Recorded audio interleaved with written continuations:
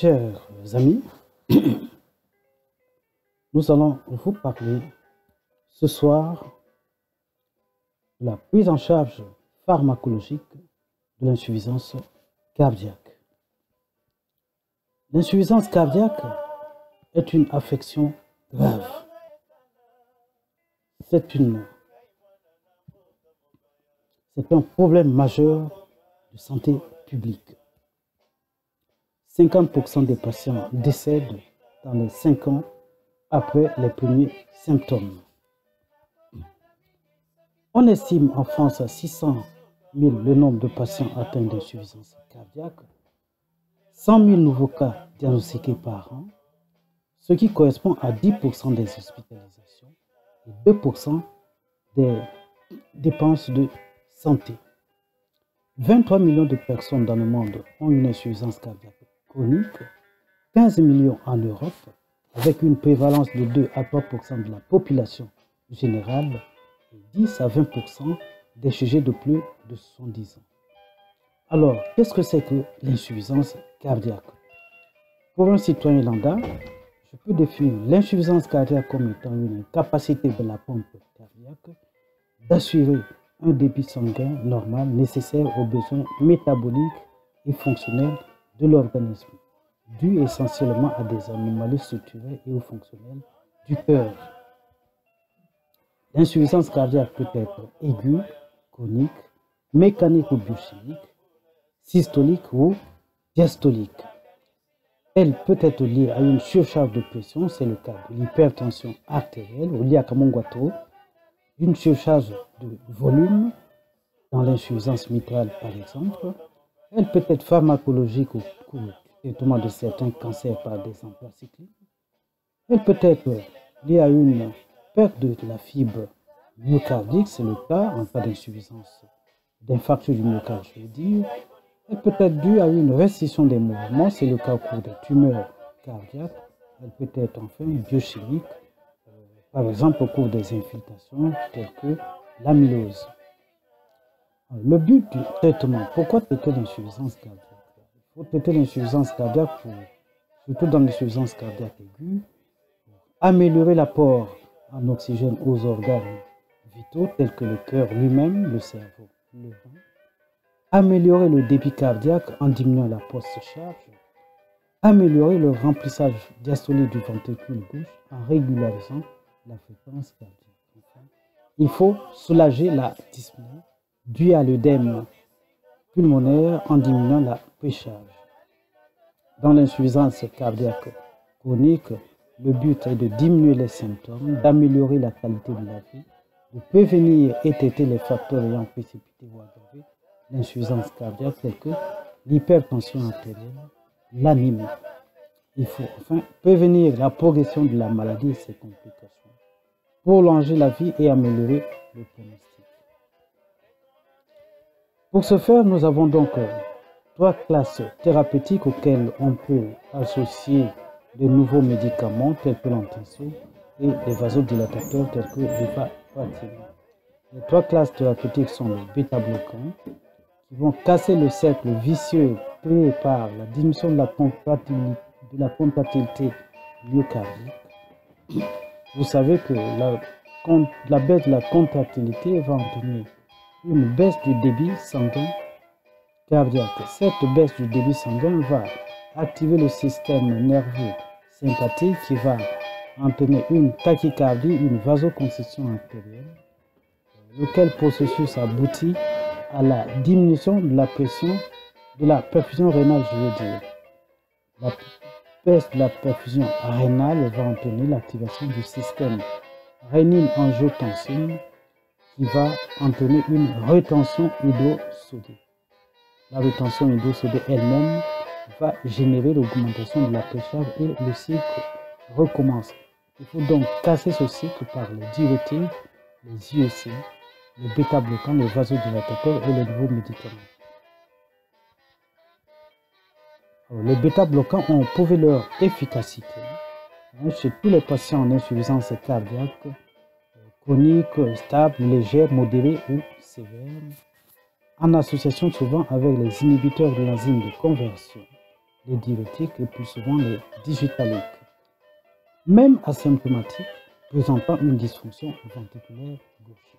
Il y a une étude qui a prouvé l'efficacité de ces traitements, notamment l'étude Capricorne et bien d'autres études, telles que l'étude CIBIS 2, avec une réduction de moins 32% de la mortalité totale, une réduction de moins 42% de la mort subite, moins 26% de la mort par aggravation d'une insuffisance cardiaque. Beaucoup de papiers ont été donc publiés ainsi sur les bêta-bloquants dans l'étude Merit HF, Copernicus, j'en passe. Les inhibiteurs de l'enzyme de conversion et les antagonistes de la rénine-angiotensine B.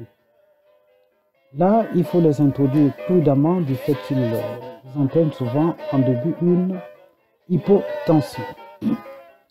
Plusieurs papiers ont été publiés également à ce sujet dans l'insuffisance cardiaque. Vous avez l'étude Consensus Trial Study Group avec une réduction de moins 27% de la mortalité totale.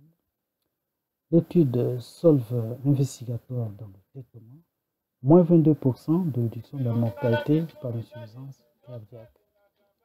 L'étude Solve dans la prévention, moins 21% de mortalité par insuffisance cardiaque. Il y a beaucoup d'études comme ça. L'étude de Relève 2, l'étude Atlas, j'en passe. Il y a également les anti-aldostérone avec l'étude HAL, moins 30% de mortalité globale, moins 31% de mortalité cardiovasculaire, moins 36% de réduction de décès par insuffisance cardiaque, moins 29% de réduction de décès par mort subite. Il y a également les plérénones avec l'étude Emphasis, l'étude Charme alternative avec les ARA2, notamment le candésartan, qui réduit de moins 23% le critère principal, à savoir décès cardiovasculaire ou hospitalisation par insuffisance cardiaque. Il faut s'attaquer à la fréquence cardiaque, je vous l'ai dit tout à l'heure. Et il y a une étude également qui a été faite à ce sujet, c'est l'étude Diamant.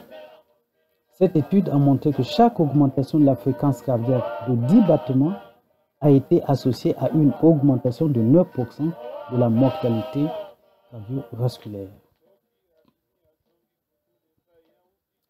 Enfin, l'étude SHIFT avec l'ivabradine, je vous donne les résultats. Moins 18% du quintet principal, c'est-à-dire la mortalité et hospitalisation pour insuffisance cardiaque, et moins 10% de la mortalité globale. Alors, vous allez me dire, mais la digoxine, oui, la place de la digoxine. La digoxine garde toute sa place, surtout en cas de fibrillation auriculaire associée. La digoxine a un effet inotrope positif et bradicardisant.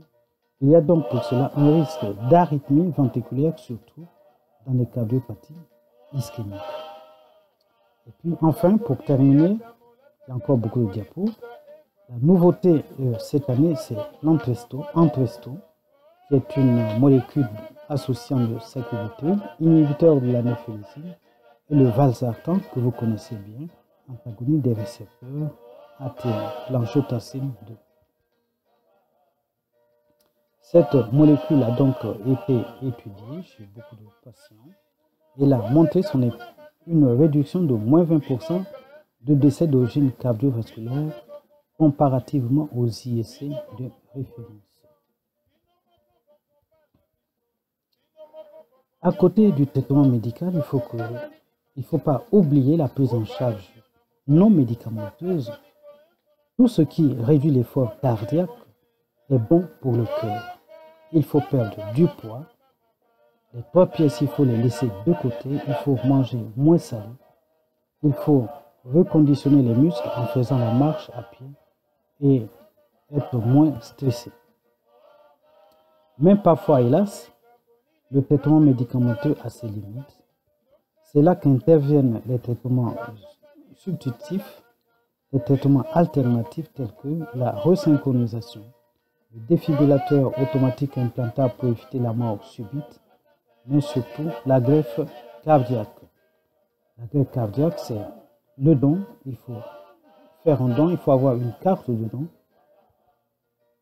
En conclusion, malgré les avancées thérapeutiques dans le traitement pharmacologique de l'insuffisance cardiaque, la mortalité et le risque d'hospitalisation restent élevés.